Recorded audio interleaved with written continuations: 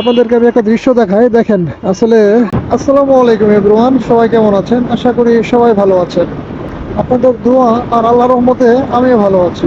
আজকে হচ্ছে 27শে জুন, রোজ শুক্রবার। ঈদের ছুটি শেষ করে সেই কর্মব্যস্ত শহর গাজীপুরের উদ্দেশ্যে রওনা দিলাম। ঈদের এই ছুটিটা যেন কত তাড়াতাড়ি চলে গেল আসলে বুঝতেই পারলাম না। এখন আমি আছি আমাদের নকলা বাইপাসে। আর এই নকলা বাইপাসে আসলে আমার সবচেয়ে ভালো লাগে এই জায়গাটা। এই ব্রিজটা মোটামুটি একটা ভাইরাল ব্রিজ বলা চলে। মোটামুটি ঈদের মধ্যে ভালো লোক এখানে জমানিত হয়। বিদায় শেরপুর শহর। তো ইতিমধ্যে আমরা এখন এসে পড়ছি শেরপুরের শেষ সীমানায়। তো শেরপুর অতিক্রম করে আমরা ফুলপুরতে পৌঁছাই গেলাম আলহামদুলিল্লাহ।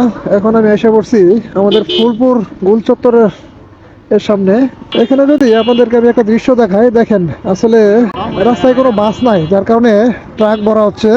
যেভাবেই হোক ঢাকা পৌঁছাইতে হবে এবং আগামীকাল কর্মজীবনে উপস্থিত থাকতেই হবে। যার কারণেই অনেক কষ্টসাধ্য হলেও আমাদেরকে কর্মস্থলে যাওয়ার চেষ্টা করতে হচ্ছে।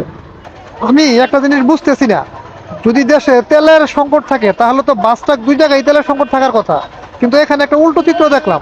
রাস্তায় কোনো বাস নাই, মানে যাত্রীরা দাঁড়ায় আছে, বাসের অপেক্ষায় বাস নাই, তবে এরা ট্রাক ভরা শহরমুখী হচ্ছে।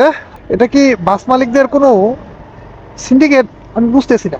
ফুলপুর পার হওয়ার পর মোটামুটি একটা বৃষ্টির মধ্যে পড়ে যায়, আর এই বৃষ্টি এখন মোটামুটি থামছে আলহামদুলিল্লাহ। এখন আবার রওনা দিচ্ছি আমরা গাজীপুরের উদ্দেশ্যে।